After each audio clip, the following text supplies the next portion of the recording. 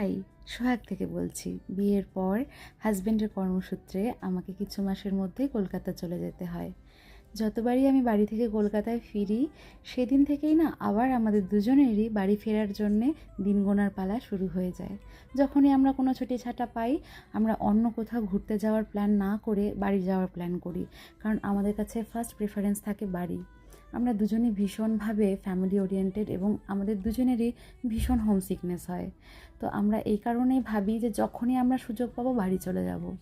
দুয়ারই কাছাকাছি হওয়ায় আমার মা, বাবা, শ্বশুর, শাশুড়ি তাদের মধ্যে যাতায়াতটা খুব ভালোভাবেই হয়। আমার বাবা তো মাঝে মাঝেই আমার শ্বশুরবাড়ি চলে আসে আমার শ্বশুরমশাইয়ের সাথে সময় কাটাতে। দুই মায়ের মধ্যেও খুব ভালো বন্ধুত্বপূর্ণ সম্পর্ক। যখনই আমি কলকাতা থেকে আসি, আমার কাছে একটা লম্বা লিস্ট তৈরি হয়ে যায় যে আমি দুই মায়ের হাতে কী কী রান্না খাবো। আমার শাশুড়ি মা যেহেতু গ্রাম্য পরিবেশে বড় হয়েছে, তার রান্নার একটা প্যাটার্ন আছে যেটা আমার ভীষণ প্রিয়। আমাকে আমার ছোটোবেলা, আমার মামাবাড়ি সব কিছু মনে করায়।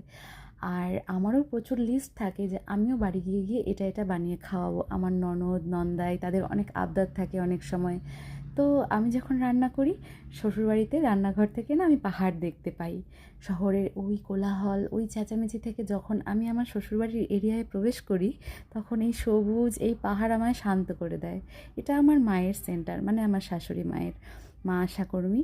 এভাবেই টুকটুক করতে করতে বাড়ি পৌঁছে গেলাম। ওই যে আমার বাড়ি, আর ওই তো মা অপেক্ষা করছে।